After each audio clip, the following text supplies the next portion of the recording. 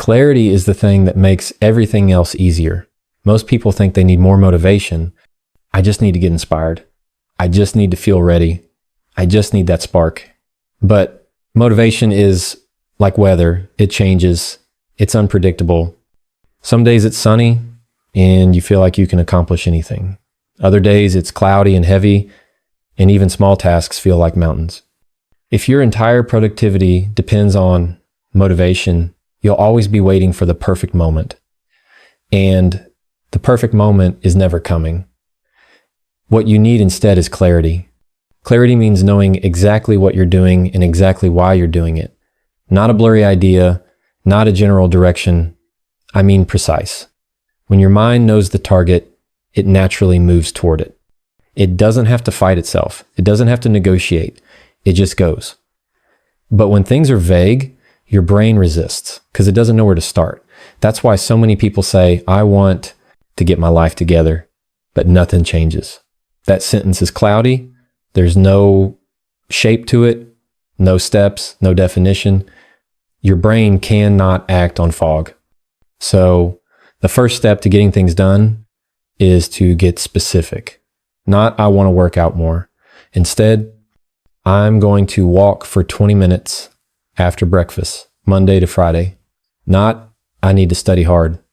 Instead, I will study chapter 3 from 7 p.m. to 8. 0 p.m. at my desk with my phone in another room. See the difference? One is a wish, the other is a decision. And here's the thing, clarity builds confidence. Because when you know the plan, you stop wasting energy arguing with yourself. You don't spend half the day debating whether to start or not. The door is already chosen, you just walk through it. Most people are tired not because they are doing too much, but because they are mentally exhausted from indecision, overthinking, and unclear expectations. Their mind is running, but it's not going anywhere. It's like pressing the gas and the brake at the same time. Clarity removes the brake. To get clarity, you ask yourself 2 questions. What exactly do I want to accomplish? What is the very next action step? Not the whole project, not the whole journey, just the next step. If the goal is to write a book, the next step is not write the book. The next step is open a document and write 1 paragraph. If the goal is to clean your room, the next step is not clean the room. The next step is pick up the clothes on the floor. Make the next step so clear that your brain cannot misunderstand what to do. Clarity also means removing things that are not part of the mission. If you say yes to everything, you're not clear. If you keep switching goals, you're not clear.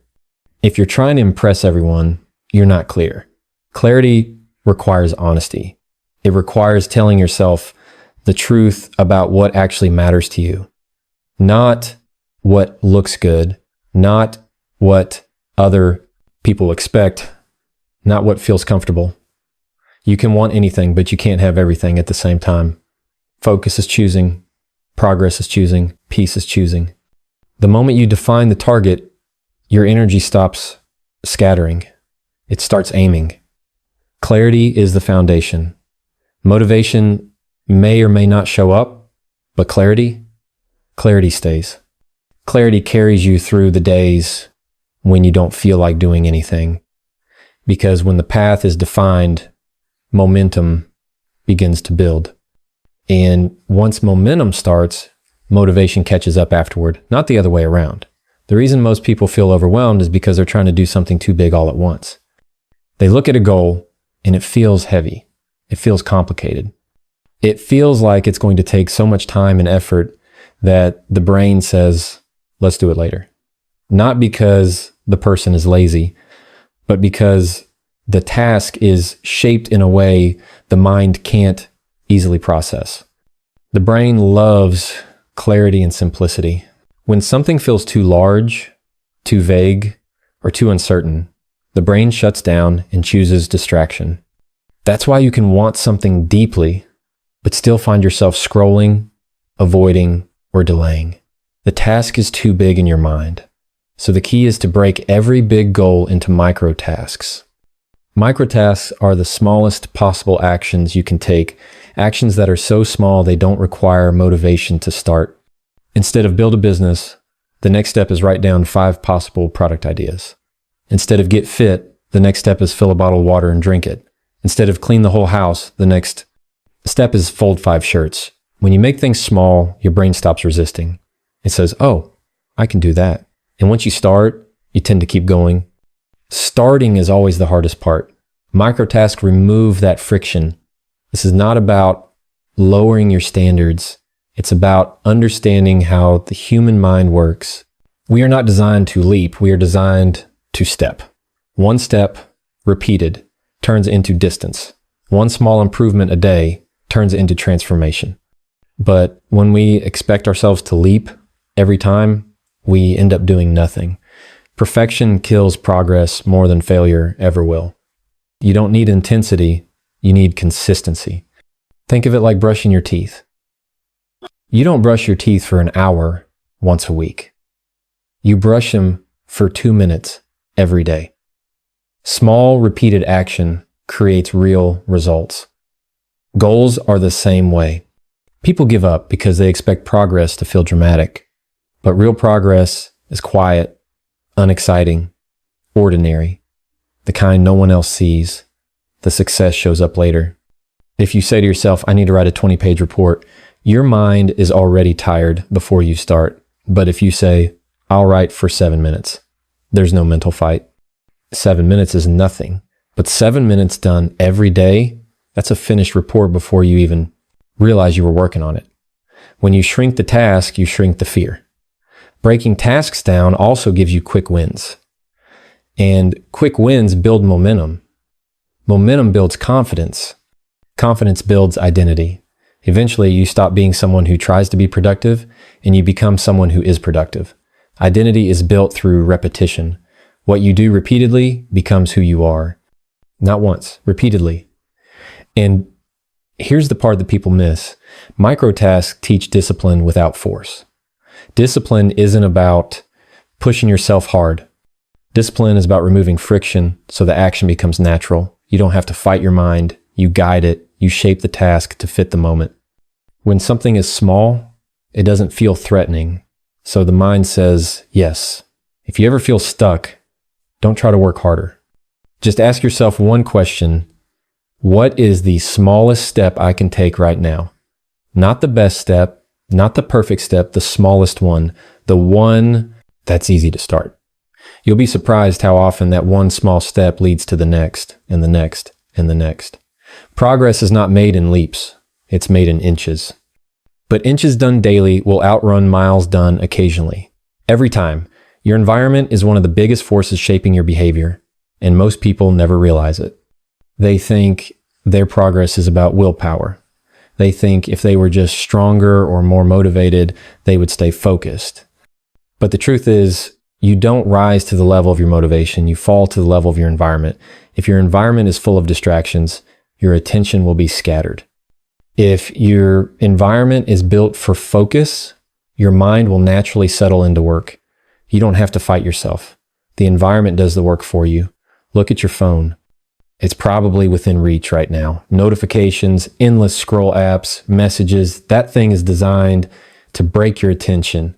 Every buzz is like someone tapping you on the shoulder saying, look at me, look at me, look at me. And every time you look, your brain switches tracks. You think you'll just check for a second, but attention doesn't return clean. It returns messy, foggy, and slower. The cost isn't the seconds you spent scrolling. It's the friction you feel trying to get back into focus. So the first step is simple.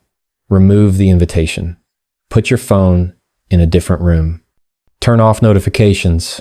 Create distance. If it's out of reach, your mind stays where you are. Then look at your physical space. Is your environment showing you what to do, or is it giving your brain 100 different choices? A messy desk isn't just messy. It's mentally loud. Every object says something. Every pile, every paper, every leftover cup is a thought your brain has to process. Clutter is not neutral, it's noise. And noise drains focus. So make your environment a cue. one clear surface, one notebook, one task. When the environment points the mind in one direction, your energy goes with it. We think focus means trying harder, but real focus is about designing the scene. Think of how a movie set works. Every object is placed intentionally. Everything supports the story. Your environment should support your story. If you want to read more, put the book on your pillow, make it unavoidable. If you want to drink more water, fill the bottle and keep it within arm's reach.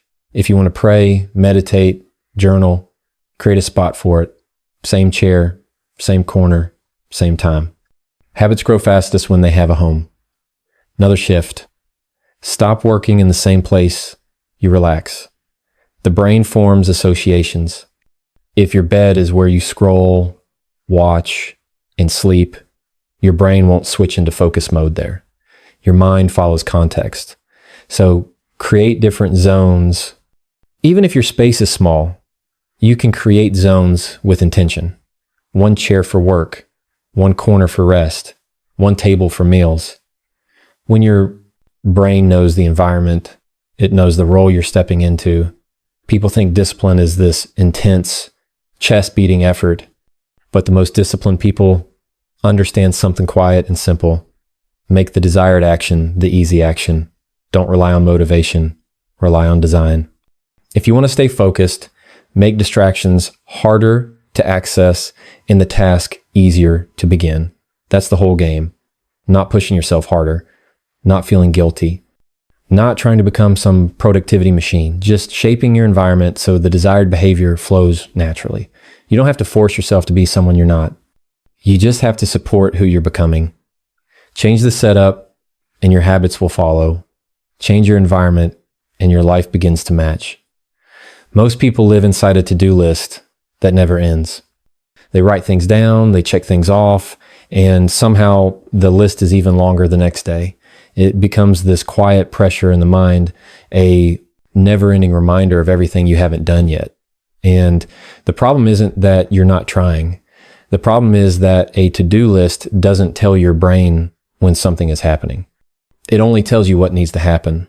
And when your brain doesn't know when something is happening, it treats everything as urgent and everything as overwhelming. So instead of doing the work, you end up avoiding the work. Not because you're lazy, but because your mind is overloaded by the idea of sometime. Sometime is where procrastination lives. The shift is moving from lists to time blocks. Time blocks put tasks into actual space in your day. They take the cloud of responsibilities floating in your head and give them shape. When something has a time attached, your brain relaxes. You don't have to remember it. You don't have to hold it. You don't have to worry about forgetting. The decision is already made. This happens at 3 p.m. Done. A time block doesn't have to be fancy. It doesn't have to be perfect. It just has to be real. For example, instead of saying, I need to study, you say, I will study from 6 p.m. to 7 p.m. Instead of saying, I need to reply to emails, you say, emails from 9:30 to 10. And here's the key. During that block, that one task has your full attention. No multitasking, no jumping around. Most tasks don't require more time.